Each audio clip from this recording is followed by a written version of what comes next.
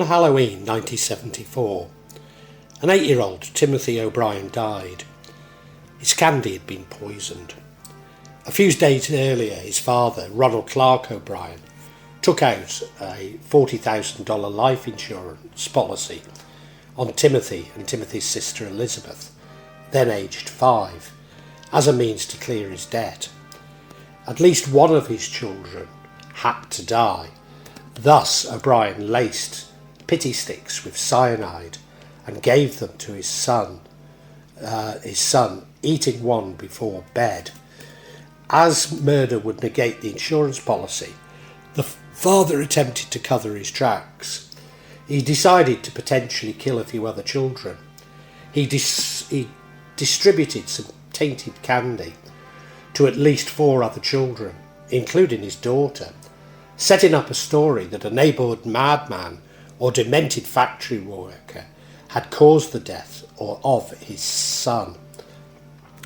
Fortunately, he was unsuccessful, and none of the others ate the poisoned candy, in part due to the reaction from authorities, and an 11-year-old tried to eat the sugar in the party six he received.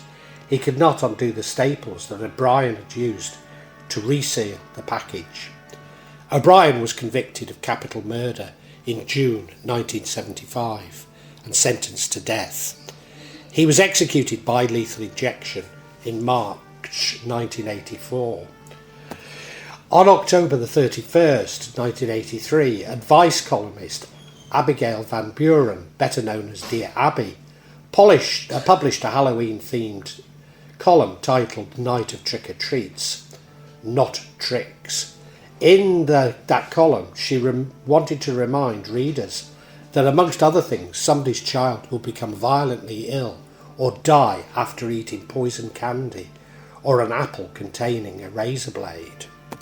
12 years later, advice columnist Ann Landers, Dear Abby's sister, wrote a Halloween article, Twisted Minds Make Halloween a Dangerous Time, echoing that concern, claiming that in recent years there have been reports of people with twisted minds putting razor blades and poisoning taffy apples and Halloween candy, and that it was no longer safe to let your child eat treats that come from strangers. Although there have been reports of razor blades and other foreign objects embedded in Halloween candy, these dangers are almost always obvious. Bizarrely, the moral panic was fueled by real events in Bradford, Yorkshire in 1858. The 1858 Bradford sweets poisoning of more than 200 people, when sweets accidentally made with arsenic were sold from a market stall. 20 victims died as a result. The events contributed to the passage of the Pharmacy Act in 1868 in the UK and legislation regulating the adulteration of foodstuffs.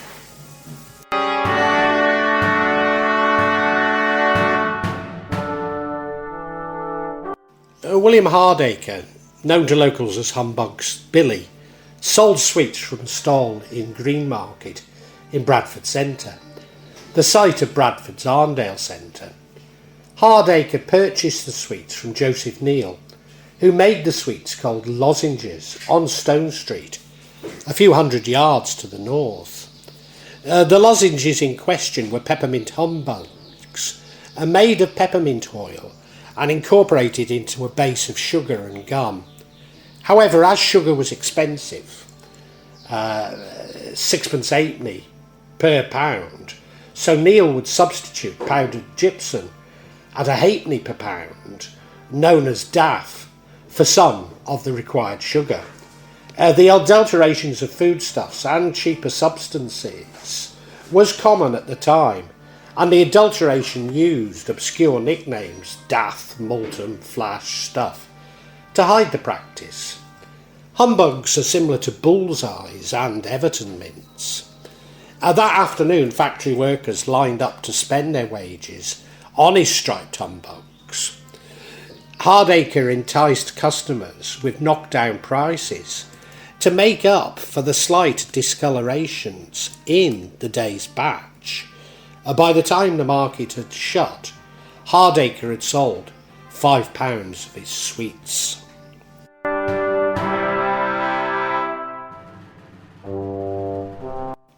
On the 30th of October 1858, Neil St James Archer, a lodger who lived at his house, to collect daff for Hardmaker's humbugs from the druggist Charles Hodgson. Hodgson's pharmacy was 3 miles away, or 4.8 kilometres, at Baildon Bridge in Shipley. Hodgson was at his pharmacy, but he did not serve Archer owing to illness, and so his requests were dealt by his young assistant, William Goddard. Goddard asked Hodgson where the daft was, and was told that it was in a cask in a corner of the attic. Unfortunately, there were 2 unmarked casks of white powder in the room, one containing the innocuous daft, and the other poisonous arsenic. However, rather than daft, Goddard sold Archer £12, 5.4 kilograms of arsenic trioxide. The mistake remained undetected even during the manufacture of sweets by James Appleton, an experienced sweet maker employed by Neil, although Appleton did observe the finished product looked different from the usual humbugs. Appleton was suffering from symptoms of illness during the sweet making process, and was ill for several days afterwards, vomiting and in pain in his hands and arms, but did not realise it was caused by poison. £40 of lozenges were sold to Hardacre, who also noticed the sweets looked unusual, and used this to obtain a discount from Neil. Like Appleton, Hardacre was one of the first to taste the sweets, also promptly became ill. Arsenic trioxide is a white crystalline powder that closely resembles sugar. It has no odour or taste. Regardless, Hardacre sold £5, 2.3 kilograms of the sweets from his market stall that night for a penny halfpenny for 2 ounces, 57 grams. For those who purchased and ate the sweets, 20 people died and a further 200 or so became severely ill with arsenic poisoning within a day. At the time, it wasn't uncommon for arsenic to be present in wallpaper, dress fabric, and even sprinkled about a household cleaner. Poison was also the murderer's weapon of choice. Just a year before the Bradford deaths, Madeline Smith, a young woman in Glasgow, had been charged with murdering her lover with arsenic. Smith was acquitted, but the trial was a media sensation. Arsenic was easy to buy, tasteless and odourless, and its effects after ingestion could often be attributed to illness. If the amount of arsenic ingested was moderate, and not the large amount later discovered inside Hardacre's humbugs.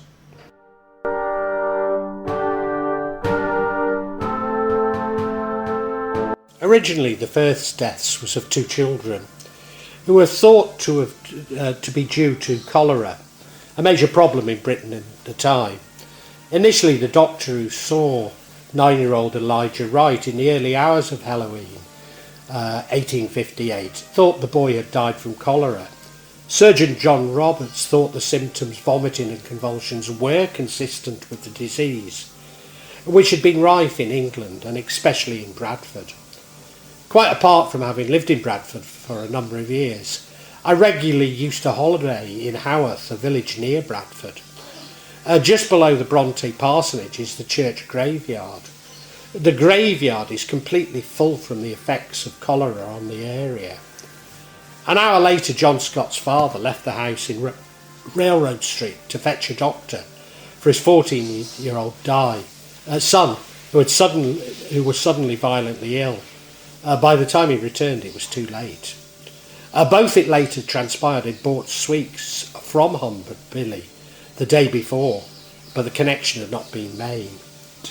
Orlando Burham, 5, and his brother John Henry, 3, were lying dead. Their father had been ill that morning, and 2 others in the house were also sick. All of them had eaten the sweets So the doctor sent some to the chemist, Felix March Remington, to be tested. When chemist Remington analysed them, he told the inquest he'd found arsenic in abundance in sufficient quantity to destroy life. In one lozenge he found 16 grains of arsenic, 4 times the amount considered a poisonous dose, and enough to kill someone several times over. As the day wore on, reports began pouring in from all over the district that people were ill and dying. Having learned about the sweets from the Burrons, the police went to Hardacre's home and learned he was not only sick in bed from eating his tainted wares, but he'd sold about 1,000 sweets that day before.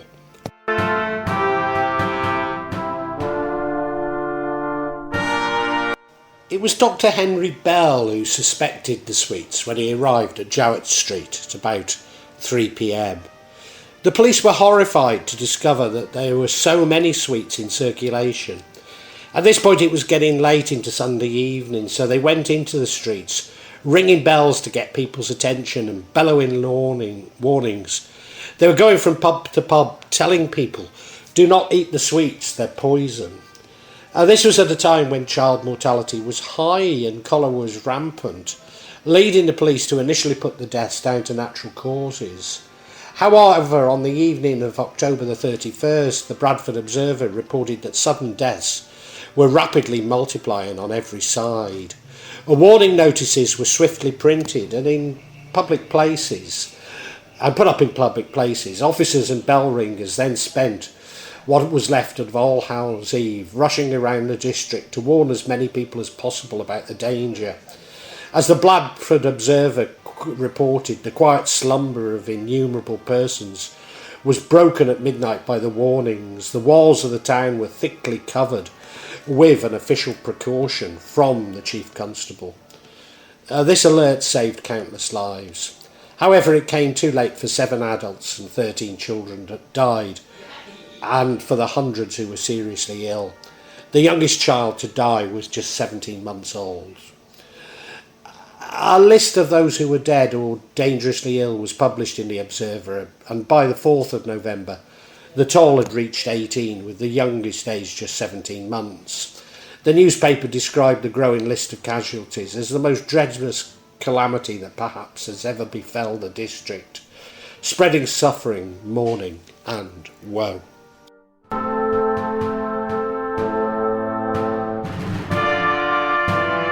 The growing numbers of casualties soon showed that the purchase of lozenges from Hardacre's stall was the cause, and from there the trail led to Neil and Hodgson. Goddard was arrested and stood before magistrates in the courthouse in Bradford on November the 1st, with Hodgson and Neil later committed for trial, with Goddard on the charge of manslaughter. Dr. John Bell identified arsenic as the cause, and this was confirmed by Felix Remington, a prominent druggist and analytical chemist. Remington estimated that each humbug contained between 14 and 15 grains, 910 to 970 milligrams of arsenic, though a contemporary account suggested 9 grains, 580 milligrams, with 4.5 grams, 290 milligrams being a lethal dose. Thus each lozenge would have contained enough arsenic to kill 2 people, and enough distributed by Hardacre in total to kill 2,000 people.